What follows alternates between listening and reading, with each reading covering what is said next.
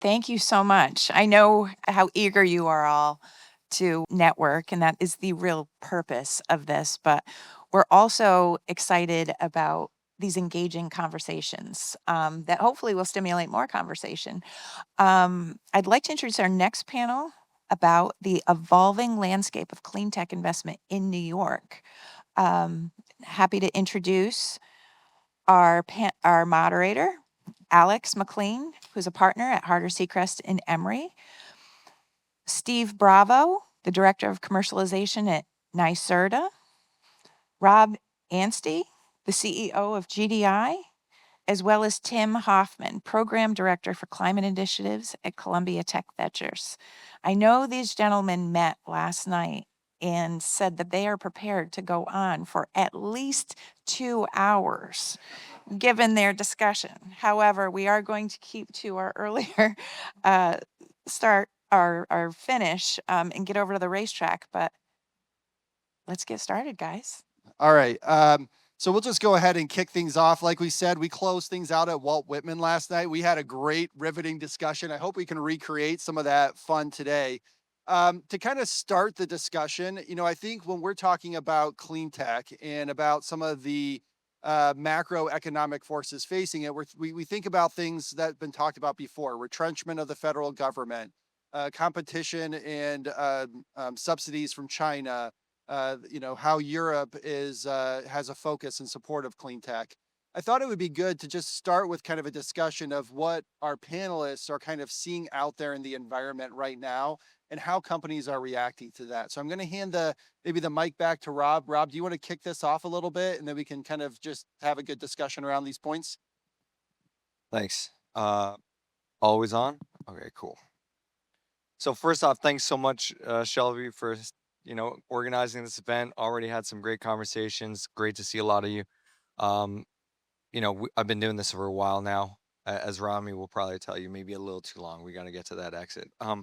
So basically, the cool thing is I've had a perspective of getting early stage development research from NYSERDA. I don't think we'd be here today without NYSERDA.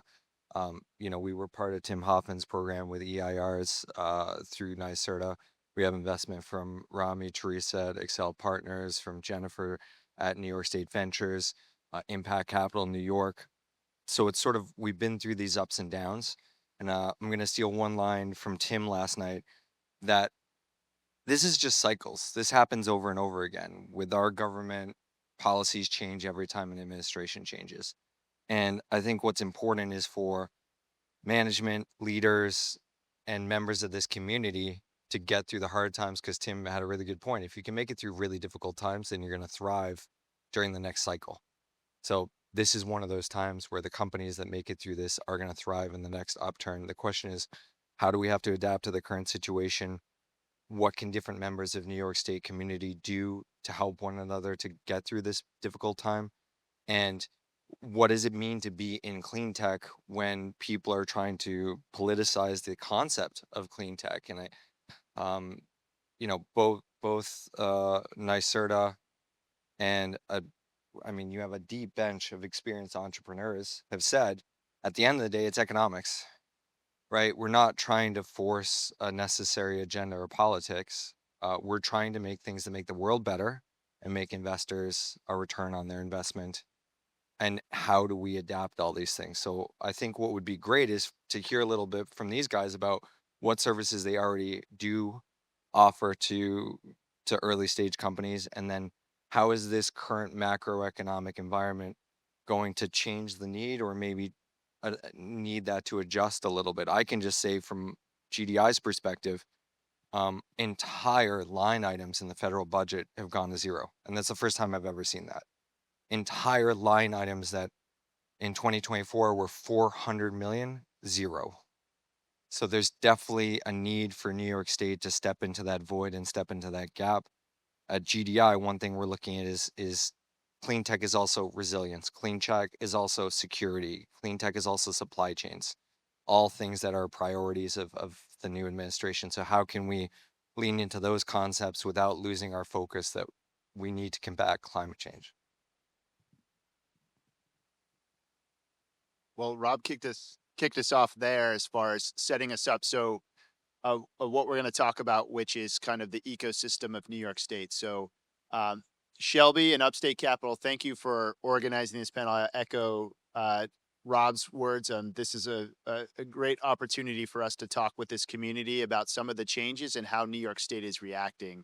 So, at NYSERDA, is my title is Director of Commercialization. Now, what that practically means, and our mission is to grow startup companies and help prepare them to deploy innovative technologies in New York State. So our focus is always on those companies and helping them and providing the support, non-dilutive grants, whatever we can through partners with ESD, with SUNY and other groups throughout New York to help those startups be successful. I've only been with NYSERDA for coming up on a year here. And when I came in, the change that Rob had talked about, where there was a focus of, hey, now we need to transition our companies from focusing on being what they can do as far as clean tech companies to being solid energy companies and solid companies. And that transition was already underway. And we've just continued to further that with some of the headwinds that have come out from the federal government, some of the changes on the policy. And that is where the education of refocusing these companies to say your focus should be on making sure your management company, you understand your market, and that you know where you're going as far as a company and what the opportunities and barriers are in that way. That has just been further highlighted by some of the changes that have come out of the recent administration, with some of the changes that some of the incentives that come from China and others that are focusing those companies in. And that's what our job is at NYSERDA, is to help those companies do that. I think the positive thing about that is that these companies are resilient. And I think these changes, these pivots that they have to do, that is one of the beauties of having a startup mentality, is that when something changes in your market, you can pivot, and those that pivot quickest are going to be the ones that are going to ride that cycle up next. And from what I've seen, the companies that we've been working with, we have in our portfolio of programs that we have 6 different accelerators, and we have at one time, at this current moment, we work with over 100 companies, probably 200 companies through your program, that Tim runs for one of us through Columbia University. But we have over hundreds of companies that we're working with, and every single one of them has kind of taken that mantra of, we're going to pivot and we're going to work our way through this. NYSERDA, how can you help us? And we'll be there to help them to kind of get through that. So I'll pass it over to Tim to talk about. Thanks, Steve. Yes, and I echo the gratitude for Shelby in inviting us, and it's great to be back to contribute to and meet all of you. I see some familiar faces and some new ones, and so it's great to engage with a thriving community. So for those who don't know, Climate Tech Expertise Network is a successor program to the NYSERDA ER program that we've been administering for over 6.5 years. With that program, we have about 130 experts with wide range of capabilities to advise startups, mentor startups from company formation to scale. We engage with all of the NYSERDA funded accelerators and many incubators and accelerators outside of NYSERDA support throughout New York State and beyond. We even work with accelerators that attract international companies to New York, and have facilitated over a dozen Canadian companies getting established in New York, and about half a dozen UK companies and others. Um, but we have 130 experts that help startups overcome challenges, all the way from pre-seed through Series B and beyond, sometimes through exit. We also help them build their management teams. We help them connect with each other through peer groups. We facilitate educational workshops and webinars to help them with issues like investor preparedness, getting ready to talk to you, getting ready to engage with corporates and utilities. We have a Slack community where they can connect with each other and learn about opportunities.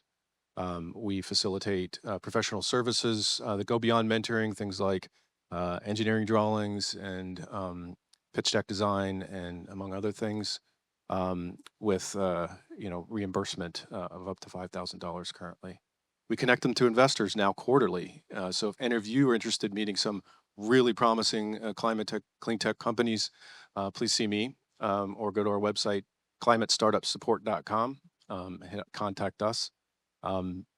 glad to have you participate in our next week-long opportunity to meet some really promising startups at pre-seed through Series B stages. Um, they have to go through a process to demonstrate their readiness for the conversation. Those who aren't get more mentoring to overcome deficiencies, and those who are get to meet with you. We're also establishing, in part in response to what's going on in the headwinds that they're now facing. Many of them are facing. We're ramping up our corporate and utility engagement readiness and facilitating a connection opportunity for them to better do pilots, demos, other strategic partnerships with large companies and utilities to further de-risk the technology in the field so they're more ready for investment. And we're in the design phase of a new part of the program to do that. So, yeah, to answer the question about what they're seeing, we're seeing everything from startups who had plans for 2025 that included utilizing IRA money or other grant dollars that disappeared, to Rob's comment about the zeroing out of opportunities. We saw that, and you know, where we come in is we can help them strategize around how to handle this. How do you address this? And many of them are very resilient and are finding creative ways to change their business models and restructure their businesses to be stronger than ever. And those, in my view, represent great investment opportunities for all of you. They're going through the fire right now, a crucible, and when those who come out of this, hopefully, many of them with our help, are going to be better investment opportunities for you. Ultimately, management matters the most, and you're going to find out who the good managers are. And another thing we're doing with the program, in addition to helping them overcome that challenge, is we have now a monthly panel series where we're inviting experts on various topics like supply chain to deal with the issues related to the changing tariff structure and how do you strategize around supply chain issues for those later stage companies that are starting to manufacture, starting to think about how they're going to manufacture and contract manufacture. We had some supply chain experts on our last panel. The next panel is around what are our grant writers seeing from their contacts at the various program managers of various departments. Where are the grant opportunities going to be? Likely, how do you get into the DoD and dual use opportunities? How do you navigate, and where are the places you might want to spend time on for DOE opportunities? The kind of interest from the DOE is evolving and changing, as it always does with the change in administration, but more drastically with this change. So our program is there to help startups overcome challenges, and some of these headwinds are really existential challenges for many of them. We're hopeful that they will come through this stronger than ever and represent excellent investment opportunities for you. And then further to what Rob said about this being an economic issue, not just a nice and altruistic endeavor. I got into this in part because I studied economics. And economics is the study of the efficient allocation of resources. And the companies that are developing these new solutions, they're allocating our resources more efficiently. And so at the end, that's the core of what clean tech and climate tech is all about. Not wasting, using waste to create additional value. And I think we should, there are going to be many opportunities if we look through that lens that pierce through any political headwinds that might face some of those opportunities. I'll stop there. Maybe I think it'd be helpful, maybe for those in the audience, just to hear a little bit about kind of the what are folks doing on the ground here. So you have this environment where at least more civilian kind of support from the federal government has retrenched. At the same time, you had clean tech investors sit more on the sidelines when it came to putting capital into clean tech. So not a great converging of circumstances. How have companies reacted? What have you seen successful companies do? You talked about pivot, but what does that specifically? What does that pivot look like? And maybe Rob, you could just start with your own experiences because you've been through this. and how you handled the pivot, and then maybe just interested in Tim and Steve's point of what they've observed as well. No, thanks for that. Yeah, I think at the end of the day, entrepreneurship is the balance between trying to will something into existence, but knowing when you have to adjust. So I think, the companies that survive are the companies that adapt the best. I mean, as everyone on the panel said, if you don't pivot into what the new reality is and you just try to deny reality, eventually reality crushes you. At GDI, we have this motto: don't fight physics, don't fight chemistry, they always win. A lot of other startups raised a lot of money by saying we can defy the laws of physics and chemistry because they adapted the fake it till you make it mentality, which you can do that in software because whatever you think you can program.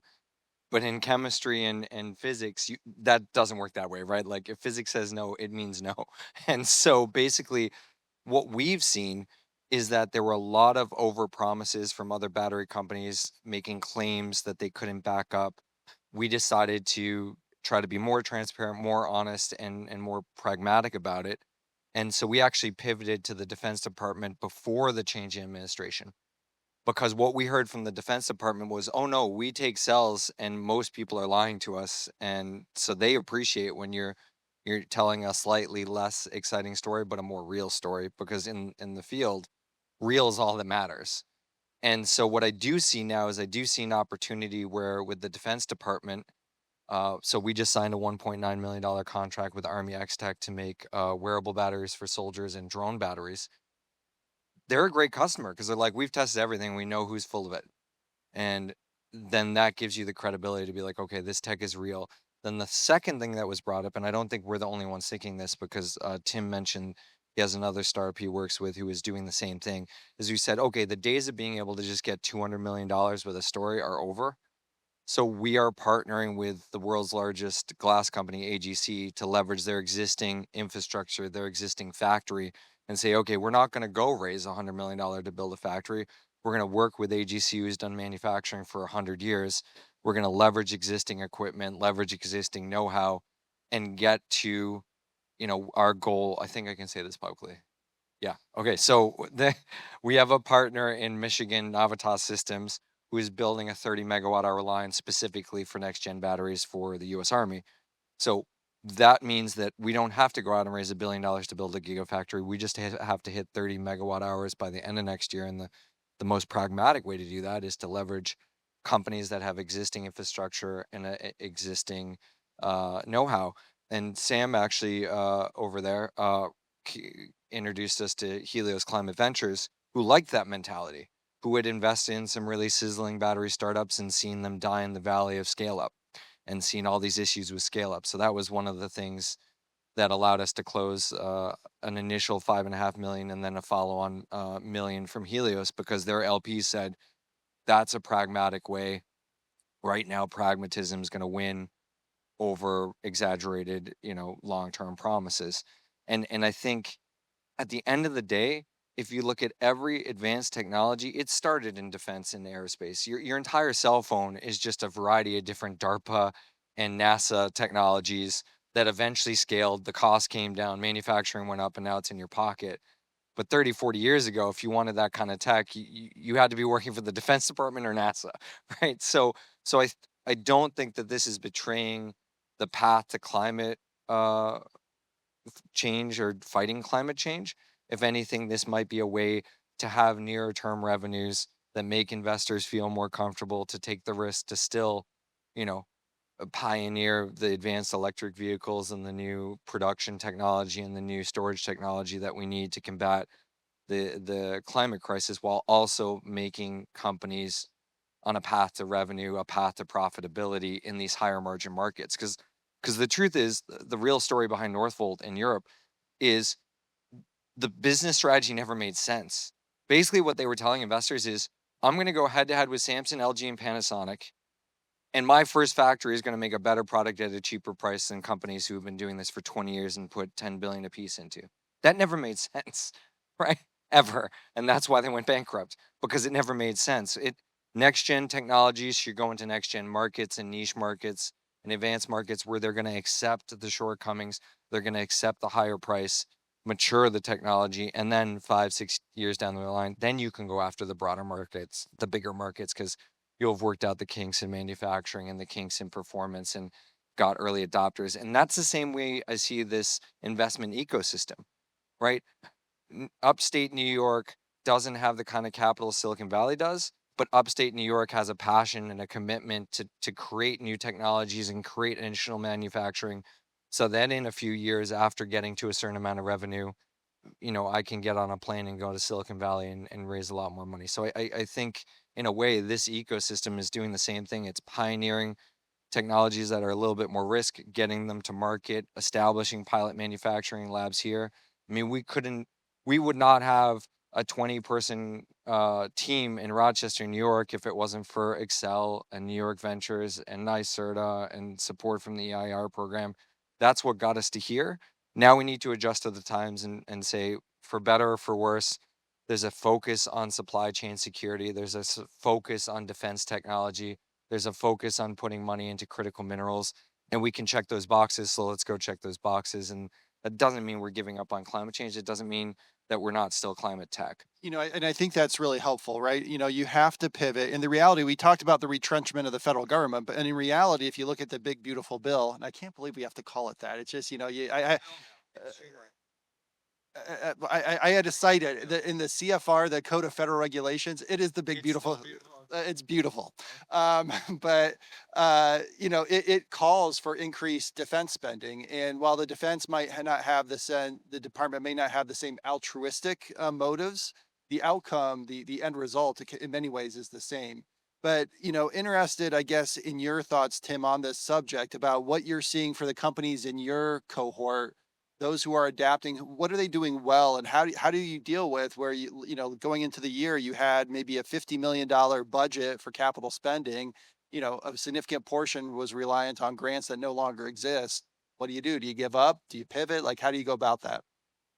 So we're seeing all kinds of activity across the board, like, recognizing that this is, um, a problem and how you're going to solve it. I mean, so it's cutting staff, it's cutting burn, it's reorienting your fundraising strategy, recognizing that the non-dilutive is not going to be as easy to come by at the federal level. Um, and so pivoting to, find other sources, perhaps engage with investors sooner. That's been challenging. I'd say just one example that probably incorporates kind of a major pivot where the startup, to Rob's point, was we're going to build this great widget, and it's going to have a market, and they actually had contracts for their widget, and they're going to manufacture it themselves and deploy it, and all of these pilots all over the United States, in part supported from various grant dollars from various federal programs, and those grant dollars froze up. So how did they pivot?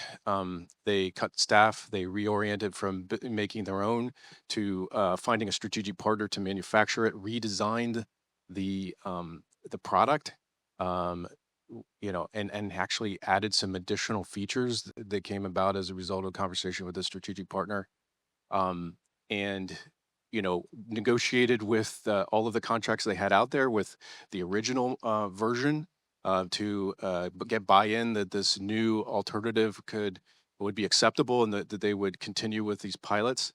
Cut the staff, in the engineering side that was going to develop finish developing and starting to manufacture their own, and now have come out of in like a quarter.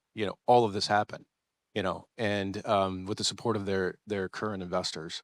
And now they have a probably a better product, a more scalable future, and a leaner team to deal with this situation.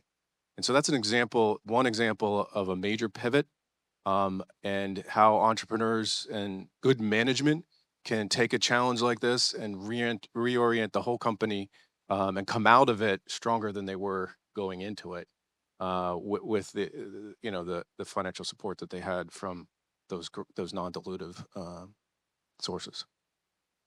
Hey, Steve, if you want to go back and just talk a little bit more about, with this kind of hole at the federal level, what are the kind of things NYSERDA is doing? What other resources are available to kind of upstate New York based clean tech companies that are kind of struggling with, a bit of this capital donut? Like, how do they? What are some things that are happening now, or resources that they should really be thinking about or looking into if they're not familiar with the landscape? Yeah, I think we've seen, I mean, the pivots that we have seen too, I think Rob and Tim also talked to it, to your question, was there's kind of a refocusing on the resources that are closest to you, and a kind of a return back to the states. And so, and not all of our companies and that we work with through our programs at NYSERDA are based in New York. A lot of them are based throughout the country, but even so, they're looking back and saying, what do we have in the local ecosystem that is there, that can help us move forward with our pivot? And so, a lot of what we've seen throughout New York State, there's the ecosystem was there along, and it continues to be strong, and it hasn't changed regardless of what's at the federal level. And I think that's these companies are coming back to say, okay, what sort of, I'm an earlier stage company, what sort of research support do I have? Well, we have 11 class one research centers in New York State. We have a great educational system that's like second to none. We have manufacturing that has been growing in all over the state, particularly in upstate and Western New York, that we can take advantage of pivoting from where we thought we were going to build it. Can we find a local contract manufacturer? These sort of connections are in the ecosystem already, but there's also programs that are from NYSERDA that are already there, that we're kind of redoubling our efforts to make sure those connections for startups know what's in their local area in New York to help them kind of weather the storm and return their focus here. The funding that we have at NYSERDA is continuing strong. There's no retrenchment at all there. And so we're doubling down and focusing on some of the educational aspects too, that through Tim's program and others, which is, okay, now you need to pivot. Now you need to focus back again, relook at your markets, relook at your business case. And that support is coming from NYSERDA. It's coming from places like Empire State Development, ESD.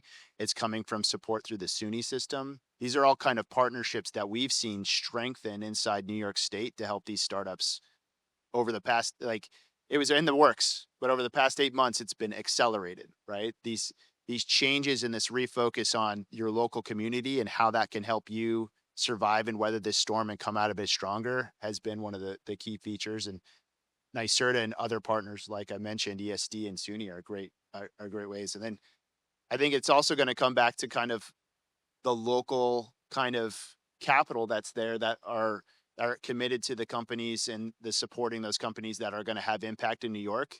We've also seen that desire as well. So we've seen like a desire of like, hey, here's a local company that is that, before that had 50 million that was going to come from grants from the federal government. How do we keep supporting them? NYSERDA will support them, but also that local capital has stepped up too, to start to look again, what's in my backyard and how do I help? Yeah, maybe I'll turn it to Rob here because I think there's an interesting point. You talked about a little bit about a barbell, not because you were talking about working out and your bench press numbers, although I'm sure they're impressive. Laws of physics and all. But do you want to just explain what you were kind of describing? And I'd love to hear kind of, Tim and Steve's thoughts on how we solve for that. Yeah, I think right now New York State is excelling, and pardon the pun, the early stage investment and the early stage resources, and then they're really good at deploying the project capital for these large programs like multi-billion-dollar offshore wind. Where we lag behind, I think Cambridge and Silicon Valley is that middle ground of and what we discussed for a while last night is, why does the middle ground exist? Does it only exist for certain sectors? For example, I don't think that middle ground exists for fintech or property tech. I think there's plenty of money in the middle for those companies if they get on a plane and go to New York City.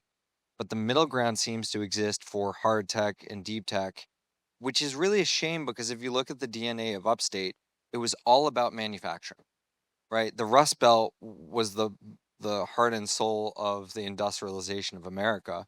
I've always said, like, the Rust Belt that goes all throughout upstate New York to Columbus all the way to Detroit should become the green belt. That's where we should recreate manufacturing. We have really low cost hydropower. Electricity is the future of everything. So if low cost electricity, you can go head to head with China, because China now is building a brand new $100 billion dam just to keep up with electric price, just keep electricity prices low. So because the future of manufacturing is going to be robotics and autonomous, and so it's all going to be about access to electricity at low prices. So what is it that we can do, either by creating a deeper network between upstate and New York, or even creating a deeper network between upstate New York and Toronto and Cambridge, Massachusetts, and Silicon Valley itself, to say, look, we can get these things started, we can get them to a certain point, those capital markets can take it from there, and then when it's ready to build a gigafactory, New York can come right back with New York Beat Green Bank. And honestly, this is a huge opportunity for New York Green Bank. The DOE back loan program just got eviscerated, and New York Green Bank could step into that void and then attract the factories of the future into, Western New York, where you had the greats like Xerox and Kodak and Bosch and Lomb. L3Harris is still doing really well. I mean, most people think, well, Kodak went bankrupt. No, Kodak's publicly traded. They're worth almost $1 billion.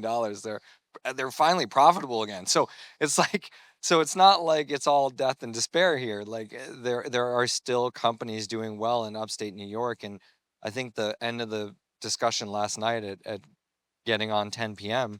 was, wouldn't it be awesome if this was the time where we created some of the future Fortune 500 companies that are going to have a headquarters in New York, even if they have operations all over the world. And so we just got to be able to tell that story to capital markets outside, whether it's downstate, whether it's Boston, whether it's Silicon Valley, to say, you have low operating costs. This is where you can actually, no one wants to manufacture in Silicon Valley. That's madness, right? So you have a place where you can actually do manufacturing at applicable costs with stable electricity prices and trained workforces and a history of manufacturing. How do you get them to deploy here? Because they just care about IRR, and you're going to have a much better long-term margin, operating in this environment than operating some sort of manufacturing in Silicon Valley. I mean, those days are gone. And even during those days, that's because they were orange orchards. It wasn't Palo Alto. It was like Intel had a foundry in an orchard. So those days are gone. So how do we bring, at least our piece of the pie should be the manufacturing piece of the pie, even if companies here end up having global operations. It shouldn't matter if we have a presence here, a manufacturing presence here, and an operating headquarters here. I don't know if you guys want to add to that. Yeah, I'll just say that we shouldn't forget that New York State is probably one of the best places to start up and grow a clean tech, climate tech company in the United States, and perhaps one of the top in the world regions.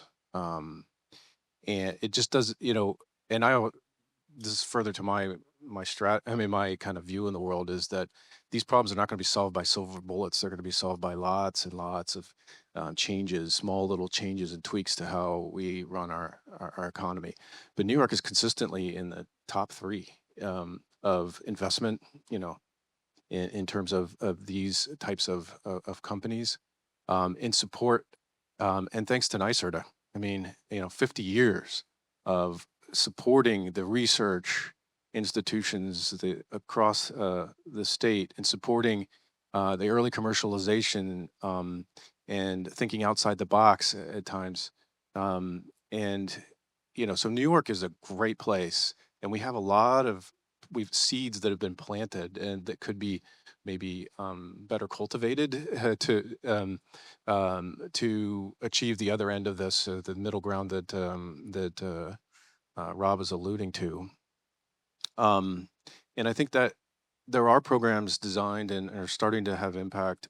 Scale for Climate Tech is one of Steve's outstanding accelerator programs that is connecting startups that are increasing their manufacturing readiness level from 3 to 7 on a scale of 9, and connecting them as a matter of the program to contract manufacturers in New York State on the western and northern part of New York.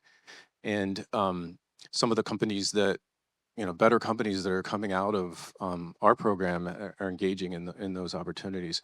And I think that's a broader thing that we need to especially double down on in this environment where we can't count on federal support is public private partnerships to encourage more connection with the types of partners that Rob is now seeking to pivot his business and others, because and leverage their experience and desire for open innovation and innovation within their own companies and their own business models, and to expand them. So I think that is another opportunity for New York. Um, I would say um, the New York Green Bank can seize this opportunity that Rob alluded to, and the federal government made money, made a better than average return on the credit guarantees. Didn't get a lot of press. The big failure got a lot of press, Solyndra, but those loan guarantees had a major impact, and overall were net present value significantly positive and outstripped a lot of fund returns. So so I think that's another area that and the New York Green Bank can, and other, in collaboration with other institutions, maybe do a better job of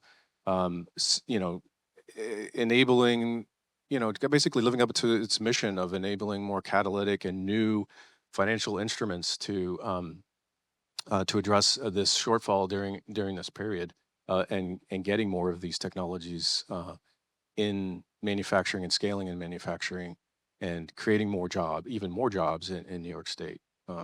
So, and one of the things that we want to do with our program is facilitate better connections and increase the readiness level of our startups to actually take advantage of those opportunities, be more ready for the types of due diligence they're going to face when trying to get those pilots, demos, and strategic partnerships with major corporations.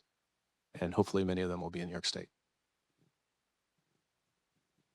So those that weren't with us at Whitman's last night, the barbell that I think Rob was talking about was that traditionally there was a lot of investment in early stage companies.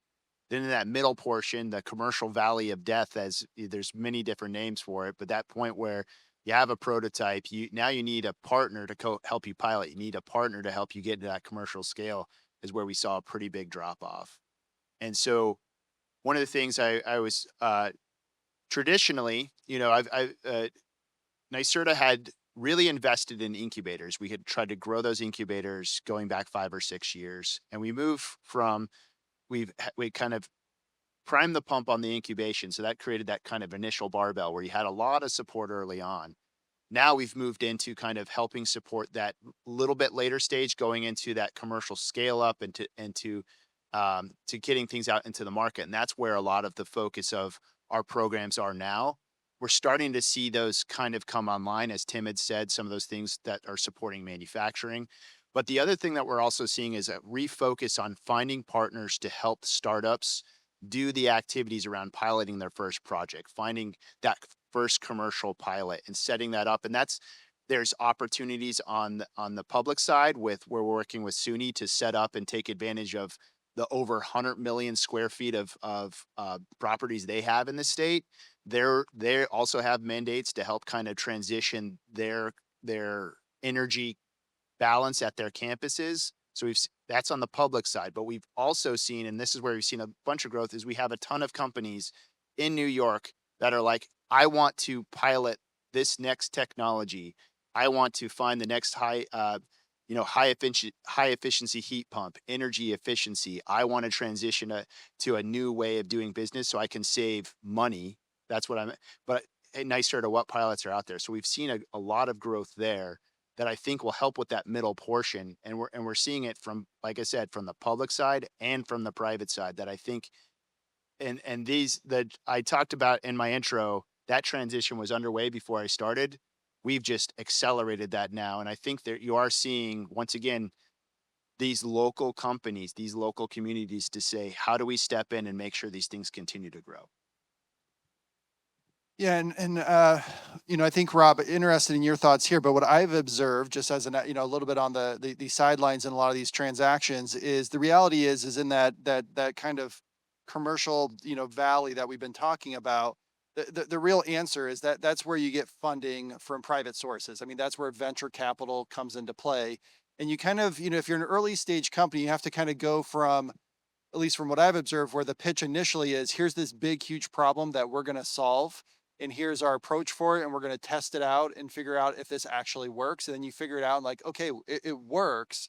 But then, you start talking to funds, and that's an interesting topic. Many of them do have altruistic points that are important, like solving climate change, things like that.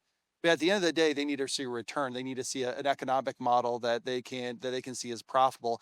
How do companies kind of pivot or kind of build out or better refine kind of a go-to-market strategy when they've, to date been kind of more focused on solving the big problem? Yeah, that's the difficult thing for us wanting to continue to build out in New York. Because of that barbell, for example, a lot of Silicon Valley investors want you in the valley. They want you nearby. They want to be able to drive. Even New York City investors, even though it's only an hour and 15-minute flight to Rochester or Buffalo, there just seems to be this big divide. So for us, we made a decision that we had to make, which is we were able to get a 20 million euro financing with the European Investment Bank. We were able to secure a 5 million uh, debt equity convertible from the Northern Netherlands because they said, look, this is necessary. We need this, but it has to be in our backyard. And so, that was the difficult decision we had to make because, like you're saying, you have to meet investors where they are. You have to, at the end of the day, they have the things that they want. And that, to me, that still can end up being a proof of concept to bring the factory back to New York. To say, well, now I can bring New York Green Bank or I can bring the Department of Defense to show them the factory in Europe, in Germany, to show them the R&D lab in the Netherlands and say, look, this isn't a PowerPoint presentation. That was really what honestly got EIB to do the venture debt, was bringing them to that factory in Germany and having them knock on the stainless steel equipment, having them talk to the factory workers, having them meet with AGC, and go, oh, this isn't a PowerPoint presentation. Like this is all real. And I think that's exactly what we need to do. And that's why I'll be talking to Stephen Iserta and talking to New York investors about that's what we really need here is we need a pilot line, a stainless steel pilot line where investors can come and go, oh, this is a real piece of equipment making product. And then I can call up Navitas or I can call up defense cell makers and go, does it actually work? And they can say, yeah, I just want more of it, right? I'm not going to sign a long-term supply agreement unless I know that they can make the sufficient quantity I need. And that is the catch-22 right now. The catch-22 right now is you have a customer who goes, I validated this, I like this, I'd like to buy 30 megawatt hours, but I'm not going to sign a supply agreement until you show me a means to being able to produce that volume. And then you have investors who are like, well, I want that signed supply agreement first, right? In order to invest in that piece of equipment. So that meant we had to pivot and go to Europe, to the European Investment Bank, into the Northern Netherlands to say, well, someone's got to bridge this catch-22. Someone's got to bridge it, take the risk to build this new pilot line that can make this product, that can get that initial revenue, and that will open up.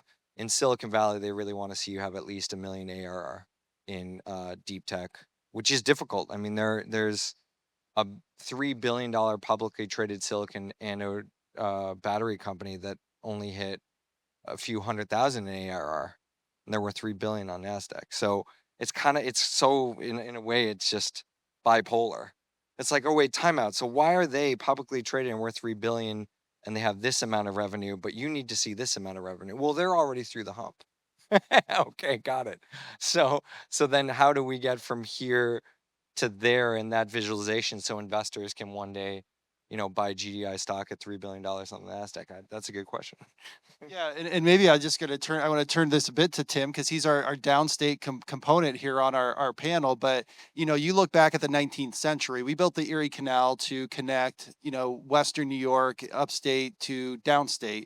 If you look at the industrial, you call it the Rust Belt. I like to call it the industrial base of Western and upstate New York. That was capitalized, financed very profitably. by downstate capital sources. And I know the downstate market, it might not be quite the center of the financial universe that it maybe once was, but it's still right up there. So what's the 21st century solution for connecting downstate capital with the resources upstate? And particularly in the clean tech space, like how, there's money down there. How does it get upstate as opposed to going elsewhere? But one of the things we try to do is we went to quarterly investor connects, where you know we're working with upstate climate tech, clean tech companies through our program, and so connecting them with investors in these financial centers of New York, Boston, and Silicon Valley. We have attendees to this from all those places. So it is that event we now are doing quarterly. Startups have to demonstrate that they're ready for the conversation at pre-seed, seed, Series A, and Series B. We have different kind of criteria for determining the readiness level at various stages. To your earlier point about product market fit, or in the earlier stages, you want to make sure that you're communicating that there's you're solving a real problem that people are willing to pay for, and there's a large, potentially large market at the end of the rainbow. At the later stages, it's about, the management team. Do they have the requisite skills and capabilities to execute on their strategy? Can you touch and feel the equipment that is actually functioning and producing product, or with evidence that that can be scaled? So it's kicking the tires and being ready for those tire kickers to come around and evaluate it. So we only, those that are ready, we allow to meet with y'all, and investors from those other financial centers, including downstate sources, as well as maybe, not just maybe, we have some from Canada and in Europe that also are looking at U.S. investments and look at our companies. So we're trying to expand the opportunity set for an investment in these startups. There is, and through that initiative. There is the challenge of windshield time. Investors, sometimes evaluate opportunities based on how long it takes to get to the physical location, and it's hard to do much about that. I mean, there's a significant amount of windshield time if you're going to drive from Manhattan to Rochester, or and you don't save a lot of time actually flying, even though the flight itself is an hour and 17 minutes. You got to get to the airport an hour ahead of time, maybe sometimes an hour and a half ahead of time, and then you have to deal with weather delays and other delays, and before you know it, you might as well have driven or taken a train. So there's some significantly more windshield time in kicking the tires. I will say, however, that one of the things we've observed since COVID is investors more broadly willing to make investments with less physical, and getting more comfortable with getting to know startups through Zoom and other video chatting functions. And so while they want to kick the tires and go out there, there's less need to go there as frequently in person to monitor their investments. So that's what we're doing. In terms of downstate, maybe something I missed on in terms of like opportunities for dealing with this inter kind of period, as well as to the topic of pivot. I was reminded of another startup who was designing its own battery chemistry with support from the DOE, and that support went away, and so they pivoted to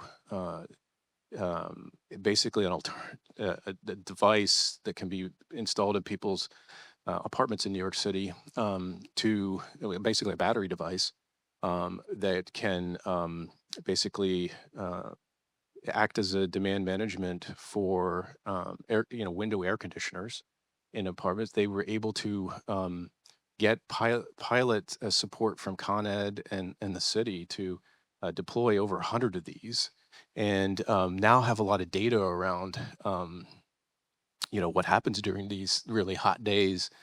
And that's an example of a pivot, also taking advantage of piloting opportunities that exist in New York, Con Ed and the favorable desire of New York City to try out new things.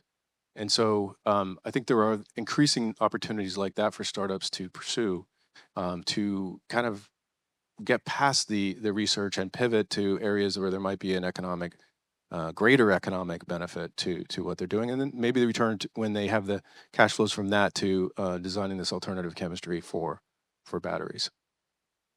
Those are some great points, and I think Rob, you got cut off a little bit there, but the thought about high speed rail would be really interesting between New York City connecting our upstate corridors. I know Senator Cooney on the transportation committee is looking at that, but hopefully something could eventually happen there. Before I go into final thoughts for everybody, I just want to make sure to leave some time for questions. So we'll open up for questions now, and then we'll have our panelists give their final thoughts. When I think about clean tech, many of the technologies that we've advanced over the last decade, they have been impactful and important. But at the same time, when I look at ERCOT's load growth forecast for 85 gigawatts over the next 5 years, potentially hundreds of gigawatts requirement to drive base load for that data center competitiveness issue in the US. I guess my question to you guys is, given the topic of clean tech investment upstate New York, are, are we are we working on the right technologies to hit where the market's going to be in the 2020s? And doing that in a way that's not solving the problems of 2010, really thinking about the problems of 2028. Yeah, that's a great question. So I'll just talk to it from my experience where we're at. Google and Apple want your cell phone to be an AI Cortex, a distributed supercomputer. Well, everyone wants their phone to last through the day. Well, you don't have a true AI operating on your phone right now. So what they're all freaking out about is batteries need to increase energy by 30%, or you're going to put AI on your phone, it's going to last 4 hours. and and the power requirements too. This is now I'm getting in the weeds a little bit, but right now cell phones are predominantly for energy. But now you're going to have to deal with power spikes because AI is going to make requests and queries, and then power is going to spike for those times while it's doing its work. So now you need a new cell chemistry that can do much higher energy and handle these power spikes. And you're going to see the same thing in autonomous driving. I mean, the number one reason that I think Tesla's been so stubborn about the LiDAR is just saying, look, these things still need to drive the whole day. So if you over engineer the electric vehicle that they use so much energy, you're going to have to double the size of your battery to deal with all these sensors and all this AI and everything if you don't make it efficient enough. And that chemistry doesn't exist. Some startups claim that they could double the energy of batteries, didn't work. So right now, what we're hearing from customers in consumer electronics, from autonomous EVs, and obviously from the Defense Department, is we really got to get 20% more energy, and we got to get it in a scalable, somewhat. And the price points don't need to be the same as John. They don't need to hit the $40 a kilowatt hour LFP pricing for BESS. They don't need to hit the current $100 a kilowatt hour for commercial cells, but they got to be somewhere south of $500 a kilowatt hour, because they're only going to be in these different spots. They're going to be on the device doing AR, VR, AI. They're going to be in the drone. They're going to be in the new full self-driving car that needs to make it through the whole day to get its revenue. They need to be in the next generation aviation so it can make it through the day. Because at the end of the day, right now, what I think we're seeing is that all these things are these shining prototypes. You got a VTOL driving going once, but it's like, okay, turn that thing around and fly home. Oh, wait, you need to charge for 8 hours. So you're not going to do a return flight because you'll look dumb. So it's like, so that's what I mean is I think New York can excel at those next generation technologies that can solve those next generation problems, where China doesn't have a product that can do that right now. So we don't need to go head to head with China.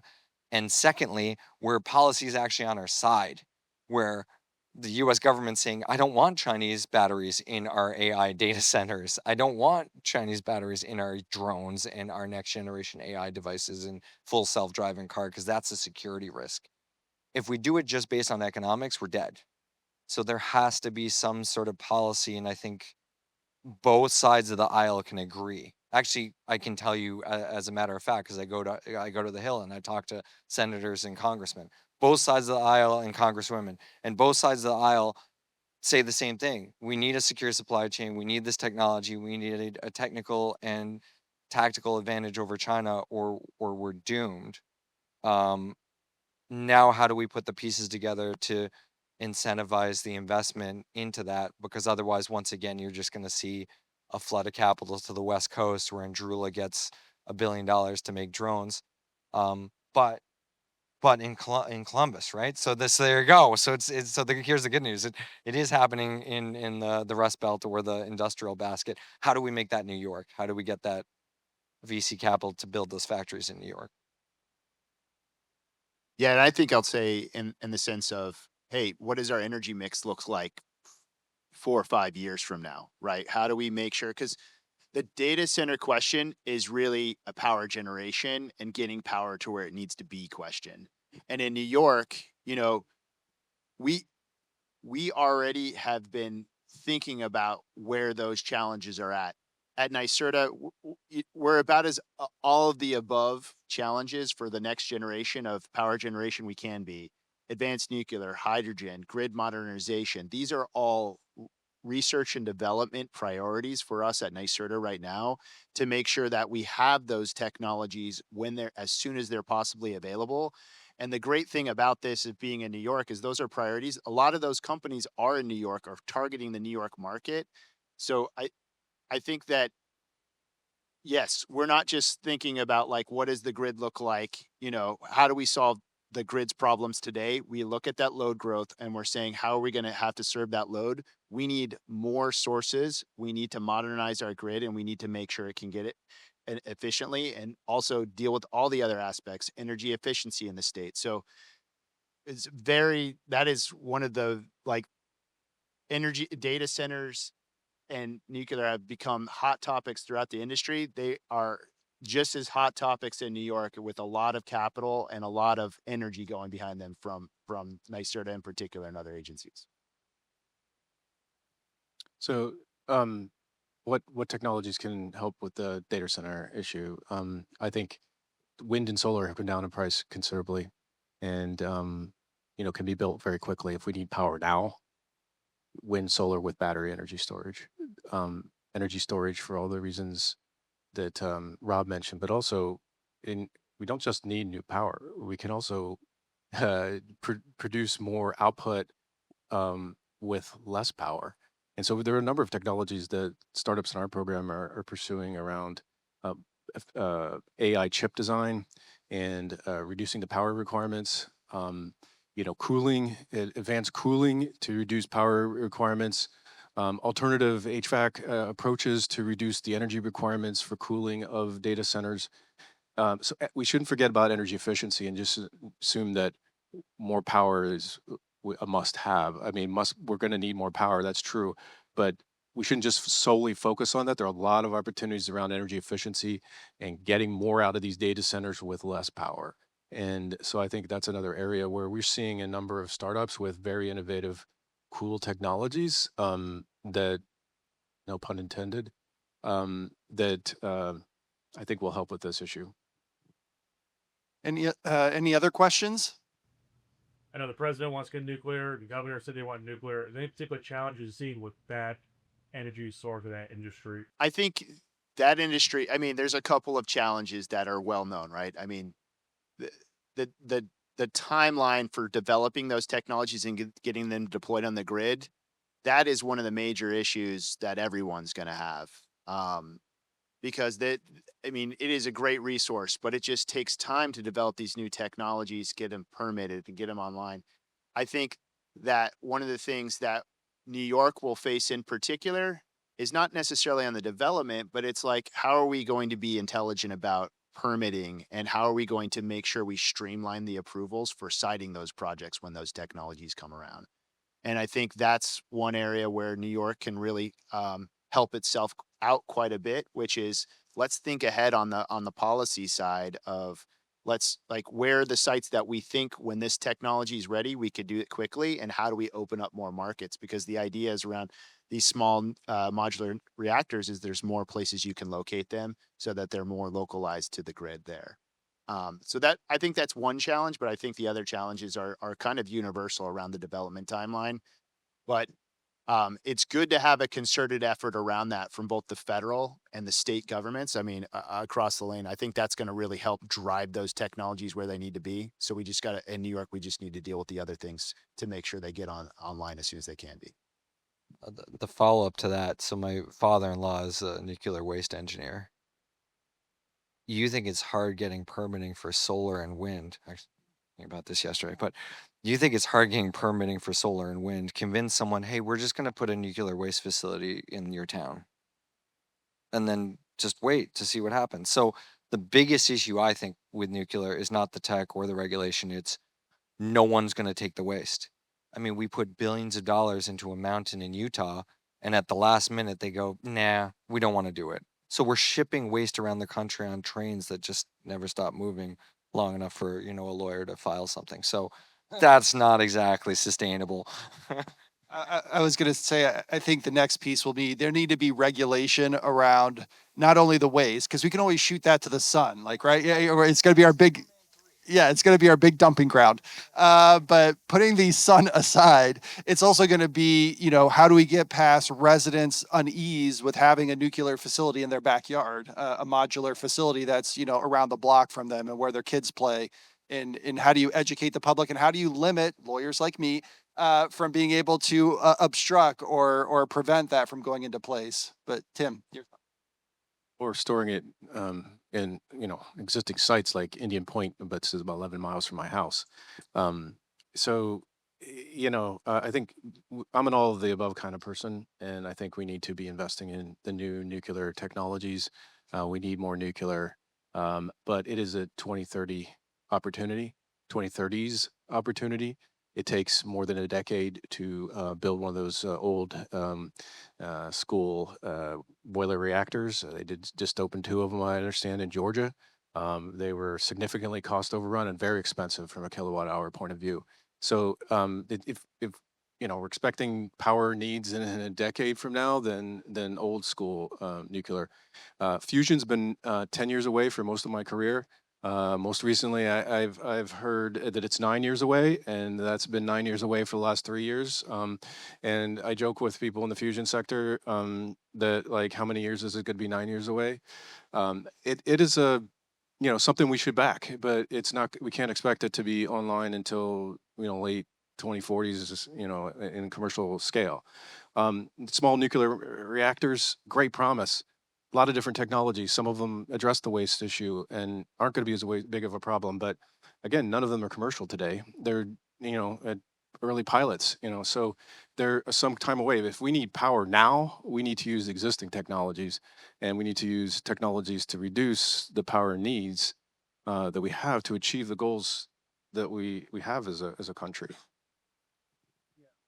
all of our panelists here are going to be available afterwards here. We can answer any further questions kind of offline. We have to kind of move on with our program. Shelby's been so great to give us this hour, but we've kind of reached the end of our time. But just would like to once again thank Upstate Capital for hosting this event and Shelby for putting this together. Well, let's give them a round of applause. This is wonderful.